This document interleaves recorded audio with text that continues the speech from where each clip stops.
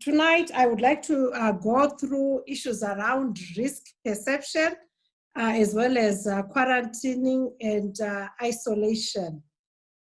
So risk perception is your measure of how much risk you have put yourself at. So what it means is that you are measuring how much of a danger you are putting yourself to. So I think many of you have seen this quotation, citation from Dr. Tedros. He is saying, we are asking everyone to treat the decisions about where they go, what they do, who they meet as a matter of life and death decisions. So what it means is when we wake up, what we are going to do with our day, where we are going to go, who we are going to meet, these essentially in the era of COVID-19 have become matters of life and death. You can see that our numbers are spiraling, and we also are now getting deaths.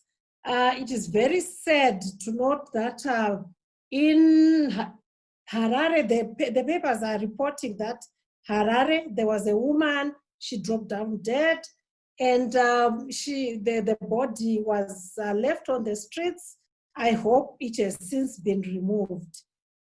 Yes, when Mrs. Bill Gates started, when this whole issue started, she noted that I fear for Africa because of their infrastructure. I can see dead bodies lying on the streets.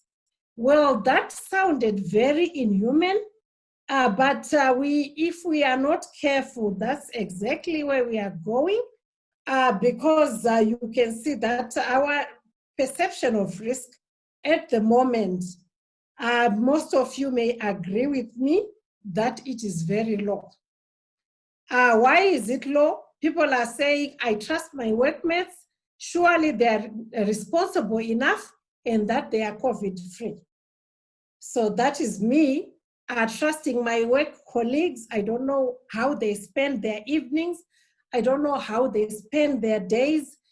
Because as was highlighted in earlier presentations, what we are saying is that it's not even about the number 50, but it is about the exposure. Every person is potentially an exposure to COVID-19. These are my besties. I know where they've been. Recently, my daughter sent me a photo. They were on the beach with 6 of her friends. And because they wanted to fit in the selfie, they were literally lying one on top of the other. I was shocked. I said, do you guys realize there is COVID? Oh, these are my besties. I know where they've been. That's the level of risk perception that we are talking about, very low. Oh, we are related. I know them well. Besides, we're just a small group. We already have had situations in Buluwayo where families have gathered and they actually ended up with a death. I'm now tired of this mask. It's uncomfortable. I cannot breathe properly when I wear it. So letting your guard down. All these things have to do with our levels of risk perception.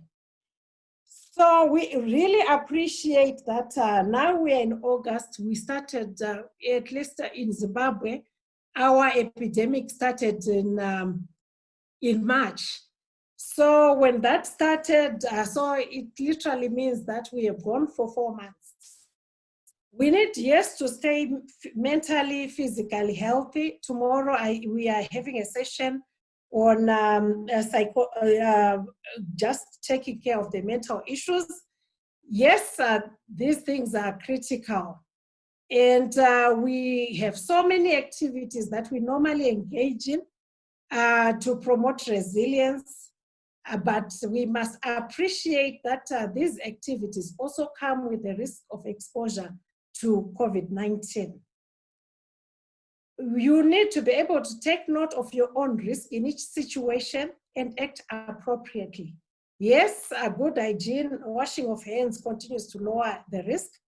The degree of risk for any activity often depends on our behavior and the behavior of others. In general, more people and less physical distancing equals increased exposure. If at any point you feel an activity is unsafe or that those around you are not appropriately implementing measures to prevent disease transmission, you should run with your life. This is where we are. Our numbers keep going up because our guard is also going down. I would like to highlight some activities and just give you maybe an assessment of their level of risk, but this list is in no way conclusive. People are engaged in so many other activities, but we want to keep mentally, physically, we want to be able to continue to function normally. So there are some activities that we should continue doing because they are a very low risk. People who wake up in the morning and they're jogging or else they're just doing exercises in their own houses, as long as they are limiting their exposure to other potentially COVID cases, that is something that we should encourage. Cycling in your neighborhood by yourself or with your household members, also encouraged. During this era, gardening, this is the right time for us to do our gardening, to do our cleaning of our yards, to keep ourselves mentally and physically active and functional. Outdoor games, if you must play outdoor games, just make sure it's with your immediate family, in your own personal space. If you need to do, there are people I know who are so religious about going to the gym. Again, this may sound like a low risk, but just be aware that touching surfaces, how transmission happens. Participants, again, I would like to reiterate the fact that it's not about the number, but it is about where they have been. These days, I think the best thing that has happened is that now we are all computer savvy. We are engaging in a lot of virtual activities. So there are Zumba games and things that you can virtually participate in. Virtual social activities. Recently, I've had to participate in my daughter's graduation virtually. So those are very low risk activities. Yeah, if you must go to the food takeaway, best you dial a delivery, or else if you must be in the takeaway place, if you can phone ahead of time so that when you get there, you are simply picking up your food, paying for it, and leaving. It is your responsibility to minimize the exposure to yourself. Again, this is just a list to jog your mind so that at least you can begin to rank the activities that you participate in on a daily basis. So this list is not exhaustive in any way. Social gatherings at your own home with your own household, yes, but you still need that social distancing. But this is a moderate risk activity. Visiting your relatives. So we all love our relatives. We all love our mothers. We all love our fathers. And we have lots of relatives. But again, you need to take into consideration your own personal risk and the risk of those that you are going to visit. Nail and hair salons. I can't do my hair. Most of us can't do our hair. But this is one of those moderate risks. I would actually take it even to the high risk group. because the hairdresser or whoever you are meeting with is potentially meeting with at least 10, 20 other people within a day. So that increases the level of risk to you. I know that there's going to be a long weekend. We want to go camping, we want to go to safaris. But just be sure that it has been fumigated. I think one of our very first, it was the fourth case, had been to Wangesa Safari Lodge. That's where he got it, because the lodge was never disinfected. So while you are thinking of the 4-day holiday, Saturday up to Tuesday, if we must go camping, be sure that the place you're going to has been disinfected. Otherwise, don't go there. The school children, I know that they go and they exchange videos, they exchange books, they do so in so many places.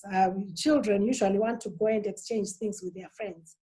Yes, while you can do that, again, there's a need for you to appreciate that there is moderate risk, if not high risk, because of the issues around touching surfaces, the issues around who is going to the same place and how many other people are potentially going to that place and what is their risk, what is their exposure status.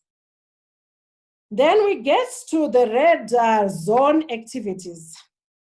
Wow, we all have large social gatherings. This disease in Africa, yeah, I think not just Africa, I think you've also seen it in the Americas, you've also seen it in Italy, you've seen it in many other places. I think the human being was never meant to live on their own. And this 2020 has been a real culture shock across the globe. With large social gatherings. And these have become very efficient in the transmission and the spread of the disease. Traditional funeral gatherings, at least our Western colleagues, they are better off when it comes to funerals because usually they have a very small group, but we tend to take 2, 3, 4 days. A colleague of mine's father passed away this week. The funeral, the burial was actually today, 4 days later. And you can see that there will be lots of in and out and other things. Public transport, if we could avoid it, this is one place that we would really need intervention, because in the first instance, when the Zuko was introduced, there was a protocol to disinfect it after every ride, but unfortunately, I'm not sure that this is being religiously observed. Sit-down restaurants, these are a serious no-go area, especially, I think it was yesterday, someone brought up the issue that in restaurants where they tend to keep their air conditioning on, this becomes a seriously efficient way of transmitting disease. In shops, we have been going to shops like almost every day. Unfortunately, because maybe we don't have the resources to stock up, but we have found that shops are also another source of disease transmission. Because when you ask the person behind you to keep their 2 meters, they have a word or two to say to you. In-person training workshops, maybe some of us may not be part of that group, but now we can see that this is how most of the transmission is happening within government ministries, within the big organizations that normally conduct these workshops and site visits. So common use gyms or exercise facilities where many people are attending, and there is lots of touching here and there. We know that with prolonged periods like now, children tend to ask if they can sleep at so-and-so's house, and similarly with adults, where unfortunately you now have to use common facilities like the toilets, you have to use common facilities, and it may be difficult to ensure adequate hygiene. So like I said, the crowded hair and nail salons, they continue to be a significant source of risk and a method of transmission. I would like to go back to the funerals because this is where, unfortunately, right now, we're also getting lots of funerals. But we now need to do things differently, think about our risk, and be able to, even as much as possible, manage the risk. So our African friends, my relatives, they have not seen me for the last 10 years, but they want to come and weep and embrace me and shake my hands. It is my responsibility to ask people not to do that. It is my responsibility. And all of us who are here, as we go to funerals, we should be able to take these points with us and be able to just have a chat with the person who may be handling the funeral, so that at least we try and minimize risk. So this is what I would tell the person, the Mzukuru or whoever, to say, please can you make an announcement? Yes, we are all grieving. Yes, we are all crying. But please, may you stop going and falling over the poor widow or the poor whoever who is sitting in the corner. Please, may you avoid shaking hands. I think we should just give you these notes so that you can read them, literally read them out as rules. You know, when you get to a workshop and people say, let's just lay down the ground rules. So I know that we have pastors on this forum. Please, can you lay down ground rules when you get to funerals? And if all of us should be able to lay down these ground rules. And as much as possible, yes, it is not raining. I think just having chairs outdoors helps to reduce the risk. And upfront, people are beginning to actually tell you, yes, so-and-so has passed away, but we appreciate if you just pass your condolences over the phone. We would appreciate if you come, like maybe just send a representative so that we manage the numbers. So it's not about the numbers, but it is about the risk.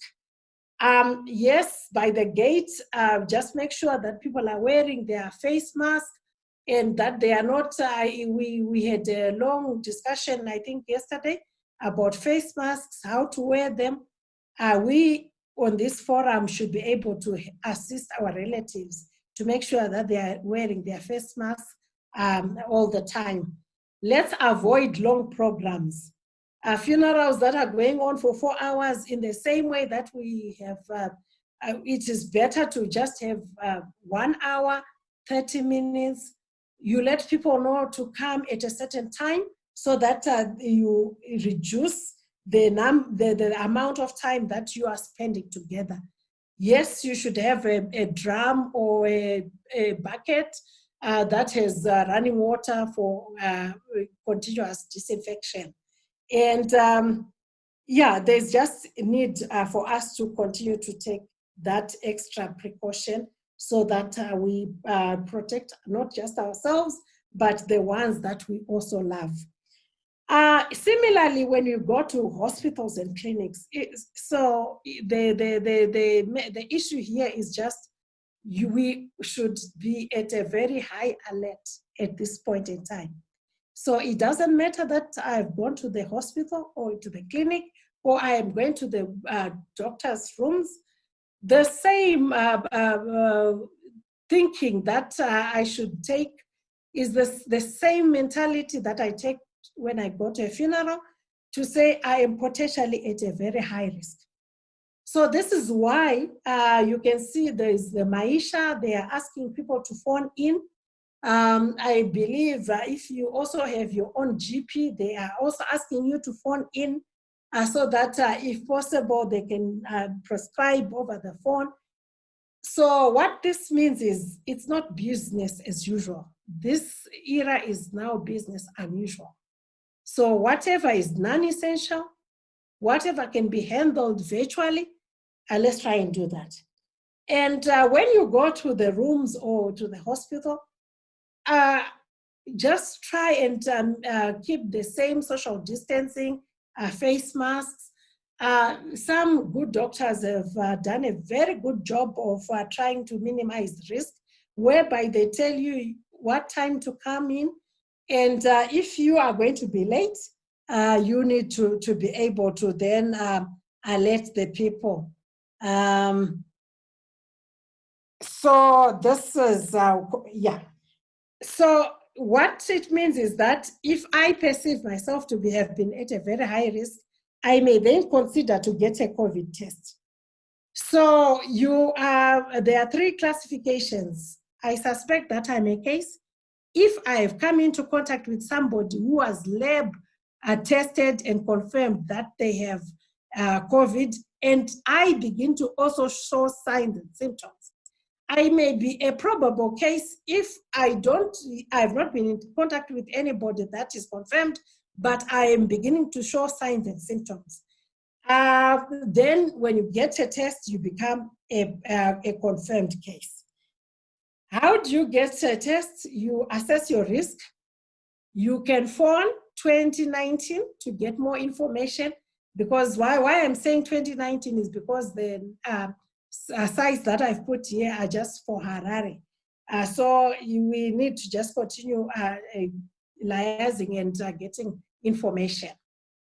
So you have tested and you've become a confirmed COVID-19 case. It does not mean that this is the end of the world. It's not a death sentence, usually, if you have no underlying and predisposing conditions. Most people that are among these 4,000 plus, they have been very mild. Some have even been asymptomatic. So the key is to stay positive. Psychological support, tomorrow we'll go into that. What will happen to you is that people are going to ask you questions and fill in a case investigation form. They will ask you to list all your contacts. Please be upfront and tell them who you have come in contact with. The reason for this is so that at least those people can be put into quarantine, which we are going to talk about. You need to list your contacts so that they are followed up. So a confirmed case then goes into isolation. Isolation means somebody has a disease, and so they are being isolated from the rest of the people so that they don't continue to spread the disease, and so that they also take care of their health and avoid multiple exposures as well. If you are asymptomatic or you are a mild case, home is the best place to be, because then you can just ring the bell and say, somebody please bring me some more tea, bring me some milk, bring me some apples. You will be much more comfortable. But if you need to go to hospital because of the severity of the disease, then that is inevitable, and you need to go to the hospitals, the isolation centers that are listed here, which will be available to you. So we want to talk about quarantine. Quarantine means we are separating separation of a person or restricting the movement of a person who has potentially been exposed to COVID-19, but are currently healthy and do not show any symptoms. Contacts are required to self-quarantine at home for a period of 14 days, during which time they monitor themselves for signs and symptoms. So again, contacts are listed and they are asked a lot of questions and they are requested to stay at home. Usually City Council, Ministry of Health, they follow people up and until the 14-day period. If they don't develop any symptoms, then they are discharged. But if they do develop symptoms and then they become cases themselves, then they need to go into isolation. So this is just to say the reason why people are identifying you as a contact of a confirmed case, that is the surest way of stopping transmission. It's not that people are being nosy. It is not people being wanting to know information about you, but it is people wanting to stop transmission and avoiding putting other people at risk. So that's why we need to observe all the rules around quarantine. So when you are in quarantine and there's a family, essentially the rules apply. You want to be able to protect your family, and so you should stop mingling with them, be in your own room. If at least you can get an ensuite where you are able.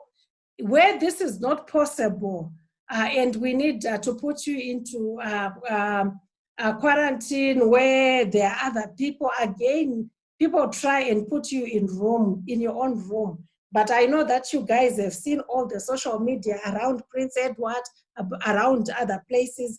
That unfortunately is an unfortunate event. Stay at home. Please do not go shopping. Clean and disinfect your house. Activate your support systems. What it essentially means is that you should ask your friends, neighbors, to help you with errands. Please stop grocery shopping or medicine shopping. This you must ask other people to do for you so that you stop putting other people at risk. Keep physically active. You remember those activities where we said you could go on Zumba, you can start doing, because an idle mind, you begin to think, you begin to, sometimes I think people deteriorate because of the psychological aspect of things. And so it is very good to keep mentally and physically active.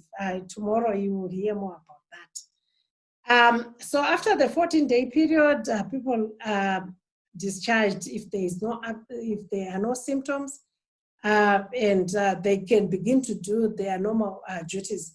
But again, just remember that this is a different season. So what it means is that this is not, again, a license for you to say, oh, I was in quarantine for 14 days. Now I'm going to go to a restaurant. You need to observe the same social distancing, the same rules that apply during this time of COVID. I think I've done my best to leave all you guys a lot of time so that we can talk about these things. Thank you. Thank you, Dr. Gonese, for the insightful presentation. We are all encouraged to write our questions on the space in the chat. To address the questions as they come through. A few questions are already there for us to address. One question is around visitors at home. What if a church leader or pastor wants to visit your home? Is it rude to ask them not to come? In the same vein, Sekuru has phoned. He wants to visit from Blawayo using public transport. How do you politely tell them not to visit? Yeah, they sound funny, but very practical questions. I don't know if you can assist with that, Dr. Gonese, or anyone from the team.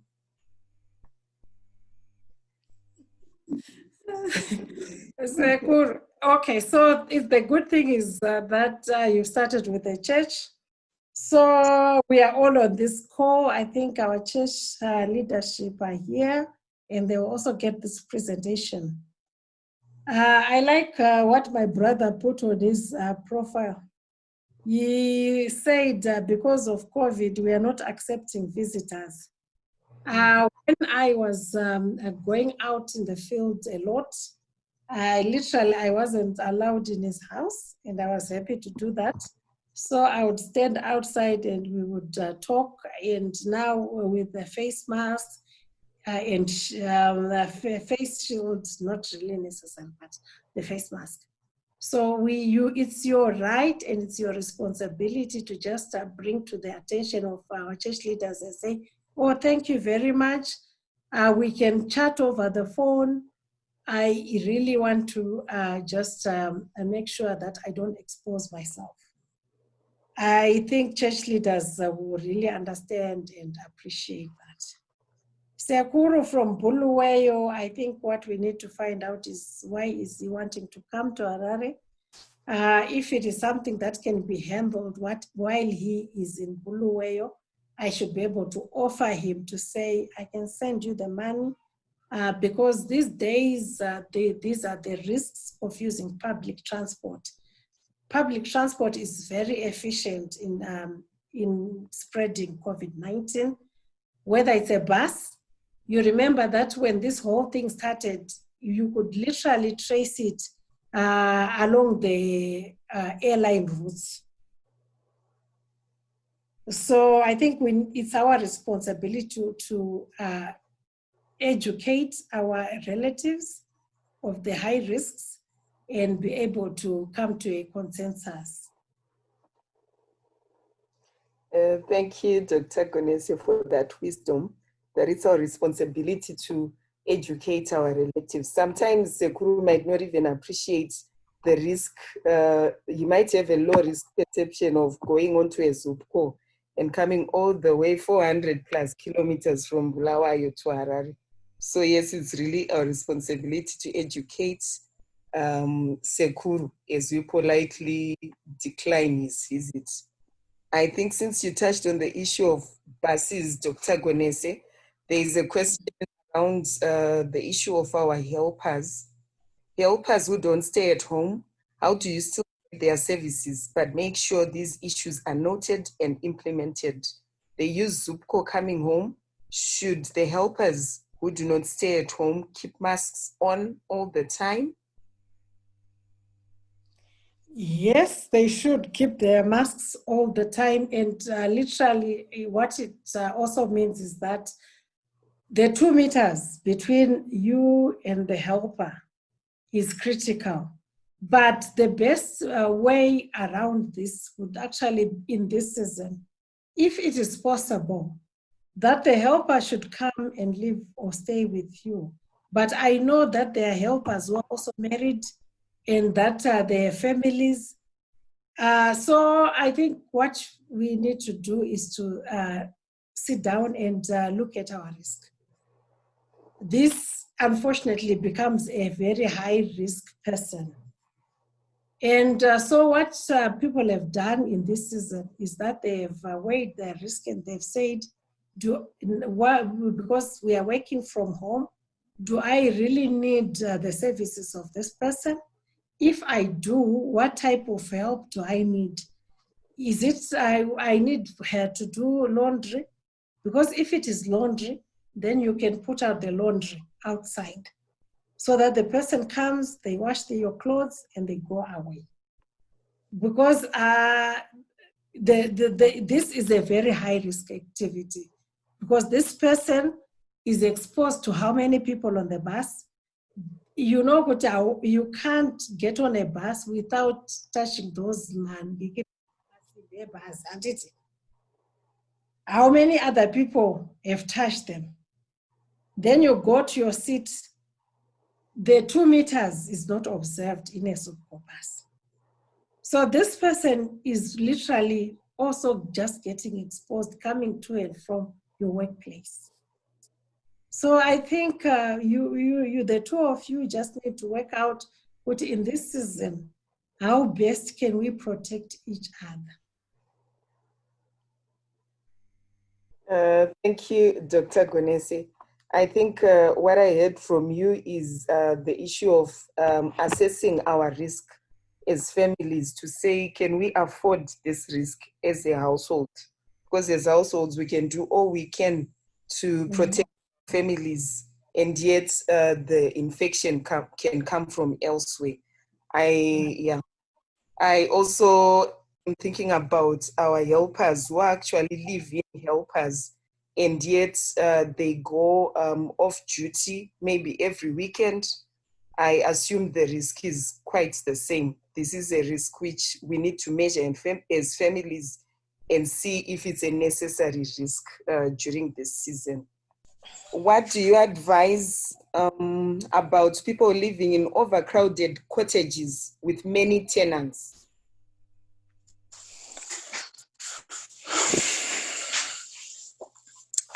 Yeah, it's difficult. I think what's key now is that all the tenants become part of the household. So it becomes very important that all the tenants implement all infection control procedures for the sake of everybody else. I mean, that's the most practical thing. There's a question for the pediatricians. What if a breastfeeding mom has been tested positive for COVID-19? Does that mean the baby akutobviswa pamukaka? Is the baby being weaned because the mom has tested positive for COVID-19? Hi, Auntie thank Mutsa, you. I'm sure. Thank you. Thank you, Dr. Yu. I think there's been a lot of information, WHO, UNICEF, and also the Zimbabwe Ministry of Health advising mothers who test positive or who may suspect kuti vane infection kuti mwana hatombobviswi pamukaka, because the benefits dzekuyamwisa mwana far outweigh the risk. The idea ndeyekuti kana akanzi vari positive vanopractice ma-precautions aya atinotaura. Akatotaurwa kudhara about hand washing, about sanitizing, and also about wearing a mask, particularly kana vakunge vachiyamwisa mwana. I'm quite happy to share some guidance which has come from WHO, UNICEF, and also from Zimbabwe Ministry of Health regarding nyaya breastfeeding. Saka kwete mwana abviswi pamukaka, tikatoera tadaro tinenge totouraya vana vazhinji, nokuda kwokuti particularly at this time when things are very hard, it's very difficult kuti appropriate replacement feeding tinoiwanepi, uyezve we are now denying that baby the protection inobva kumukaka wamai. Thank you. Thank you, Prof. Dangarimbidzi. I'll also ask, since Dr. Gonese, you were talking about visiting, what about, maybe you want to touch on the issue of visiting people when they are sick?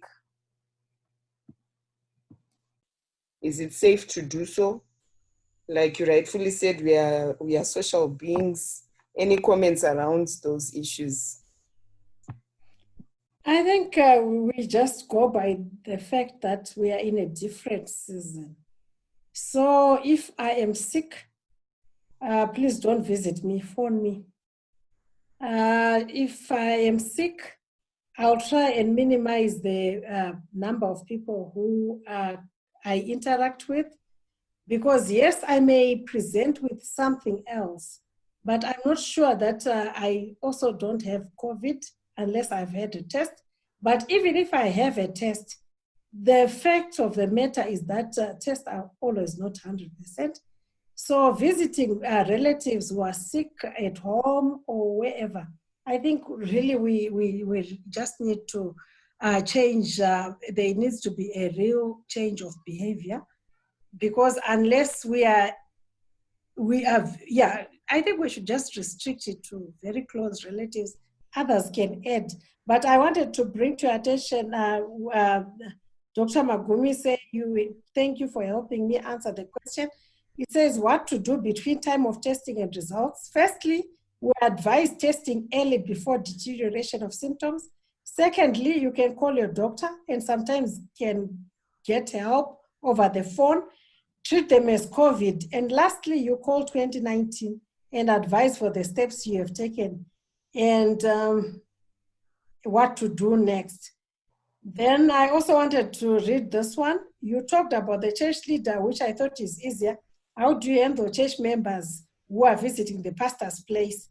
Please stop visiting your pastor, call him or send him echo cash. He'll be very happy. How do you attend a church member who have reported a spiritual attack? Pray for them over the phone, please. Do not go and touch them. Munhu atodona or have manifested a demon karatobuda karatonaka, because rinokwanisa kunzwa pafoni kuti get thee behind me, Satan. But I will leave this with the church elders. In terms of visiting the sick, please team help me. In terms of demons and how to help those who have been spiritually attacked, I'm sure there are also pastors here who can help.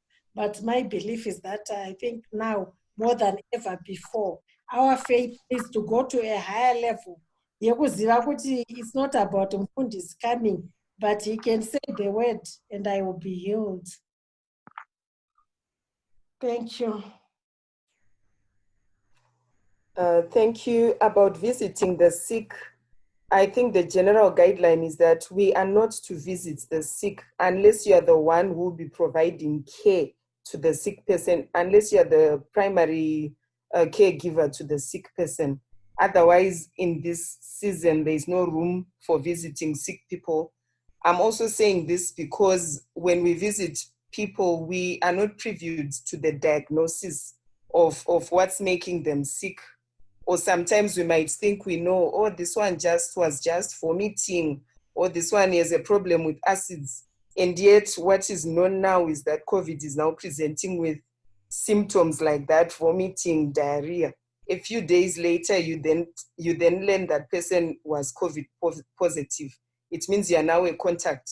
So we can phone people, do video calling, whatever you can, but by all means avoid visiting the sick to minimize spread of COVID-19. Dr. Churunge, I think you had your hand up for a while. I don't know if you want to say something. Oh, I eventually typed it. I was just going to add to what Dr. Mutsa had said about the breastfeeding. That your mom can just also continue the usual COVID hygiene, wear a mask while you're breastfeeding, and wash your hands before and after handling the baby. And I guess I avoid all the usual nice baby stuff we do, like cuddling and kissing baby and that kind of thing. But otherwise, breastfeeding, no fungo, continue. Thanks. Thanks. Now that Chia is still here, Urunge, maybe you also want to answer someone who's asking, if I test COVID positive today, am I forced into the institutional isolation centers?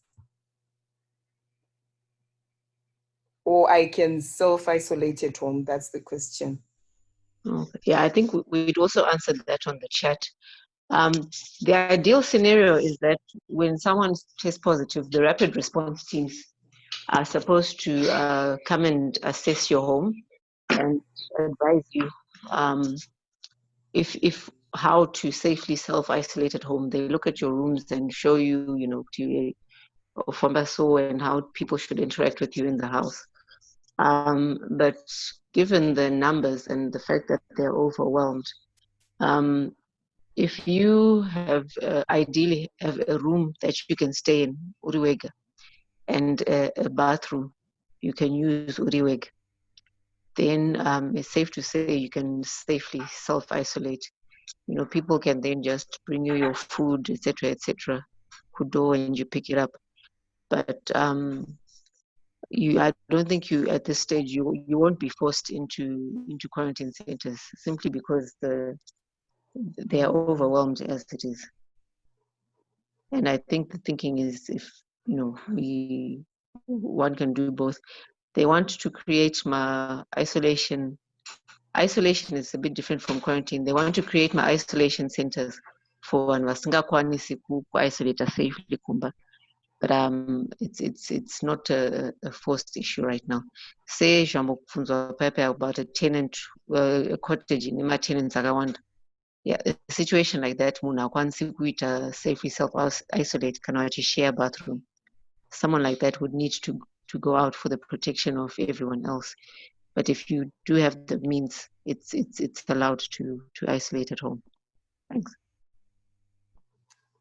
Thank you, Dr. Shingi. A question, while in isolation, most of your issues are on how to keep safe and keep others safe. But my most worry is what to do. I do to walk towards is okay, but my worry is what to do to walk towards good health whilst at home. I hope it's clear. I'm trying to read it as it is.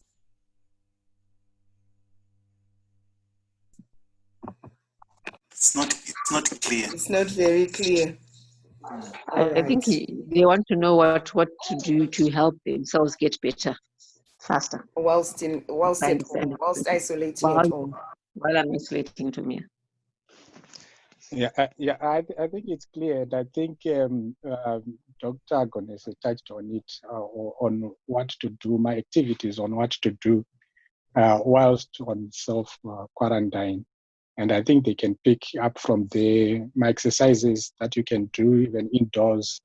And I think Dr. Gones touched on them. I don't know if she wants to re-clarify or re-explain. Okay, yeah. So, yeah, just keep yourself mentally and physically occupied, but making sure you protect the rest of the family. So, for example, if you are in an enclosed yard and it's just one family, it is possible for you to go outside, go into the garden, or by yourself. In terms of where there are many families in one yard, then it may not be possible. But it will still be possible for you to be in your room and you ask for either for a radio or a TV and you are doing exercises with your music. Because what you want to do is you don't want to become like a cabbage, just picking up your food from the door, eating, sleeping. Avoid doing that if you can. I think some of the mental issues will be covered tomorrow so that you appreciate how to keep your spirits up. Thanks, Dr. Gones. Prof. Dangarembizi, I'm not sure if you want to add anything. I think your hand is up or was up. Yes, thanks, Dr. Yo. So, ndangoti since mama mbotipa zvangu mukana wekuti vana vayamiswe, imwe nyaya tinongokumbirawo kuti vana vapiwe ndeyekuti vaende kumakliniki kunobaiswa nhomba. Immunization, because zvinoita kuti vana vedu vararame. Chinhu chiri kuonekwa chiri kutotora upenyu hwevana vazhinji panguva ino iyi ndechekurwara nezvimwe zvirwere zviya zvinokwanisa kudzivirirwa nekubaya nhomba nemadrops aya ekudzivirira manyoka. Takuona vana vari kufira mudzimba, vari kufa nenyaya yemabayo, nenyaya yemanyoka, nenyaya yemalnutrition, kuondoroka nokuda kwekuti havasi kunyatsowana kudya kwakakwana. Saka tinoda kukumbirisa kuti even kana kumaraini kwenyu kusina kunobayiwa nhomba, tsvagai kunonzi kuri kubayiwa. Kwakungoisa mwana kumusana kana kupinda mumota yenyu kutsvaka kunobayiswa mwana. Izvozvo zvakakosha zvikuru. Remember takambotaura zvedu kuti vana vakakomborerwa naMwari chaizvo, havana mareceptor acho akanyanya, saka havarwari nokuda kwechirwere ichi, asi chichavakuvadza kurwara nezvimwe zvirwere zviya zvataisidzivirira zvakubatanazve. Uyezve kana kuine vemuconstituency iyoyo vana vanenge vari pamishonga yemaARV, kana tinavo musangano redu, kana isusu tinavo vana, again zvakakosha kuti please ngavarambe vachinwa mapiritsi avo. Musazoite temptation yaye kumedurirana.